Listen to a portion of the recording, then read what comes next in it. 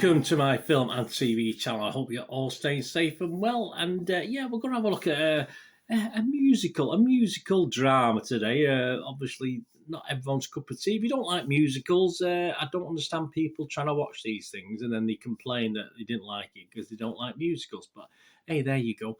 I didn't even know that before I started watching this. I try not to read too much on about these new films before I watch them, because obviously I tend to find I'm happily surprised or not too disheveled by it all. But we're going to look at something called Cyrano today. Cyrano, Cyrano, of course, based on a classic story back in time. Please, the channel is now monetized, so if you can watch any of the ads or follow any of the links, it'll greatly help me out and help the channel out going forward. And I have my forever appreciation. Please, all thumbs up and very welcome. Pass the word, please. Press that notification button. Let your friends know if you find this entertaining, and let them know as well. That'll be great for me. Right, Cyrano, 12A certificate, 124 minutes, a musical romantic drama. It had everything for me: sword fights, love, war, hate, nastiness. Just a big combination, and songs as well, which we'll talk about in a bit. Directed by Joe Wright. He's okay. He's liked by a few people. A lot of people don't like Joe Wright. I don't know that much about him, but there's nothing to hate him about for this, that's for sure. Screenplay by Erica Schmidt, based on Schmidt's 2018 stage musical. Yes, the guy, Peter Dinklage, was actually in the stage musical as well. Based on the 1897 Edmund Rostand play, of course, Cyrano de Bergerac, of course, and the old Roxanne and stuff like that has been done in the past. So it's not the first time we've seen an adaptation of this. Will it be the last? Probably not. Yeah, as I said, it stars Peter Dinklage, one of my favourite actors, certainly. Came to my knowledge, of course, in Game of Thrones. What a wonderful actor. He sort of made Game of Thrones. I would have probably just watched that programme just for Peter Dinklage, to be honest with you. I think he's great. But I'm not going to be biased with this review. I'm going to be honest. We'll see. Of course, he plays the lead role, Cyrano de Bergerac. Hayley Bennett is Roxanne. Yeah, okay. Kelvin Harrison Jr. as Christian de Nevelet. Caused a few consternations, as you'd expect. Ben Mendelsohn as De Guiche and Bashir Salahuddin as Lebret. And it tells the story, of course, the classic story of Cyrano de Bergerac as he pines for the affection of the beautiful Roxanne. And who can blame him? He was falling in love with another man, the swine, named Christian de Nevelet. Cyrano understands that his social status and physical appearance will forever keep him apart from his lady love. Yes, there's no big nose in this one, guys. He's obviously, from his short stature, is the problem. So interesting play on that, which I thought worked. I thought it was excellent. He offers his skills as a gifted poet to Christian, of course, in an effort to bring the two lovers together once and for all. But we know deep down what he really wants. This is released in the United States, or is due to be released on the 28th of January 2022. There has been some previews of this knocking around. Here in the UK, it's not officially released till the 25th of February 2022. So you'll have a little bit to wait if you're watching this in January. As at the 19th of January, I've had a look at this to say there are some scores in. There's been plenty of reviews of this and early watches of it. And all these scores and comments are at 6 p.m. 2022. Rotten Tomatoes is hot off the press, 84% positivity from 57 reviewers, an average rating of 7 out of 10. So that's not bad, is it? That's pretty good. That's 49 fresh and 9 rotten. Peter Travers, he's fresh on it. He's from ABC News. He says, Peter Dinklage sings, he does, pushing past the conventional in Joe Wright's ravishing musical version of Unrequited Love. Dinklage makes believers us of all. His Cyrano thinks his small size makes him a freak. That's his tragedy, and we ache for him. Absolutely, well said. But not everyone's overly impressed. Christy Puchko is rotten on it. She's from Mashable, an online site, I assume, Mashable. Mired in mediocrity, she says. Cyrano gives far too little to love. Bit harsh, Christy. I don't know. She might be having a bad day. I'm not too sure. But she's not alone. There are other critics that didn't like it as well. The website's consensus, uneven, it says. Okay, ultimately hard to resist. Joe Wright's Cyrano puts a well-acted musical spin on the oft-adapted classic tale. That's a good word, actually, a spin. We're not talking strictly with the book here, guys. So obviously some criticism, a lot of criticism, obviously, is the source material and the actors and the nah, I'll not beat about the bush. The race of the actors who are in this, and the style of the actors, even including Dinklage being a short person as opposed to a guy with just a facial deformity. So yeah, it's a spin. It's a spin. It's an adaptation. That's what it is. So watch it as such, and don't get too hung up on other things.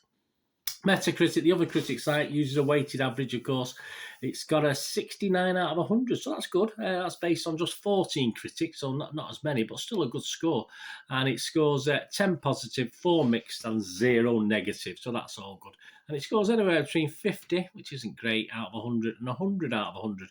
And one of the 50s was the Rap's Monica Castillo. Let's see what she said. She said, while it doesn't come together seamlessly, there are wonderful moments between Dinklage and Bennett, even Harrison Jr. and Mendelsohn having their moments to shine. They do. Perhaps it's why this version of Cyrano felt so bittersweet, leaving the audience with a sense of what might have been. Okay, perhaps certainly Monica probably thought that. I was an audience member. I don't particularly think so.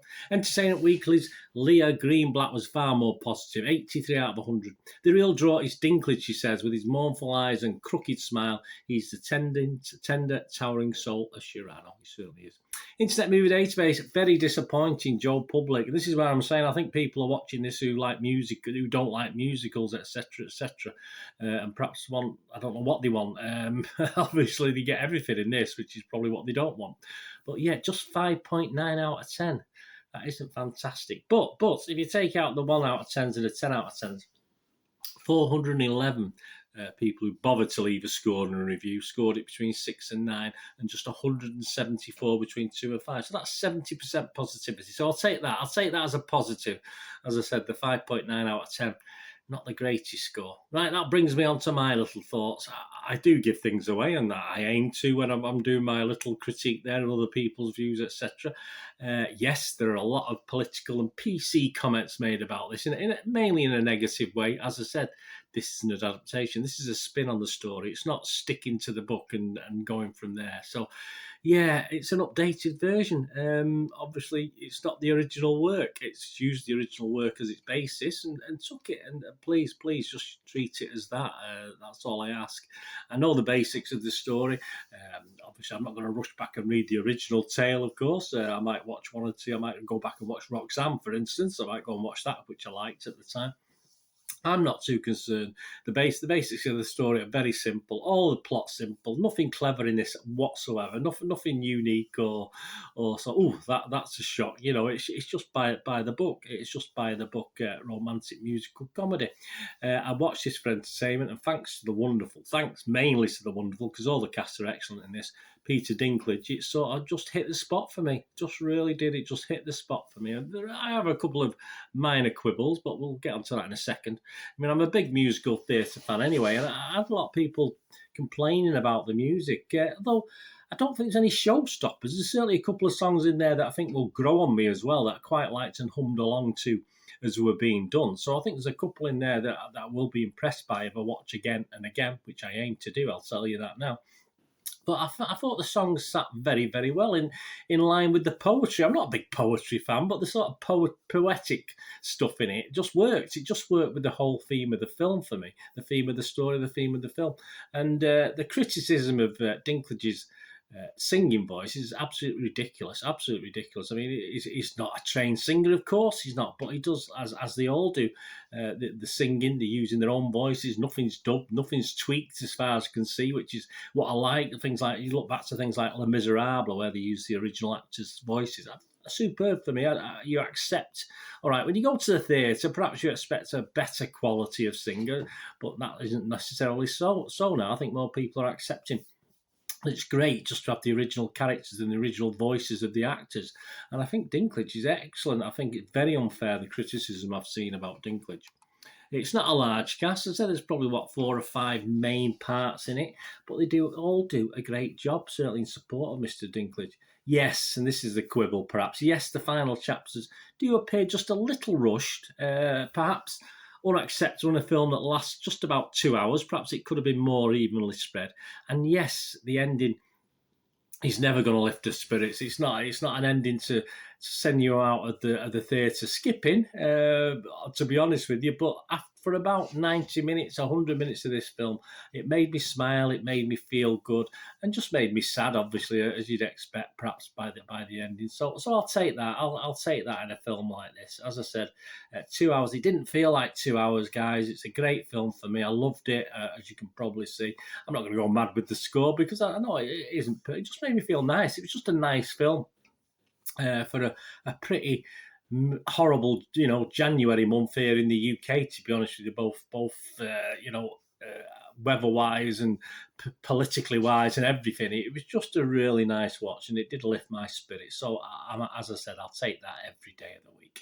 So I am going to give it a 7 out of 10, which is pretty high. And to be honest with you, I'm not going to go mad with scores this year as I do the films, and I'll keep a record of what I'm scoring films. And it's definitely all right. We're only 20 a day, so in January as I'm doing this, but yeah, it's definitely up there. Well, up there. It's definitely my favourite film so far that I've watched since January the 1st. And I watch a few films, and a lot of films I don't do reviews on because they're not good enough. But yeah, it's definitely my number one at the moment, probably. And I thoroughly enjoyed it. I hope you do too, guys. As I said, if you like a nice love story, a bit of music, a bit of singing, a bit of poetry, a bit of just a nice film, it's for you, and it certainly was for me. I was very, very impressed. Let me know what you think, guys.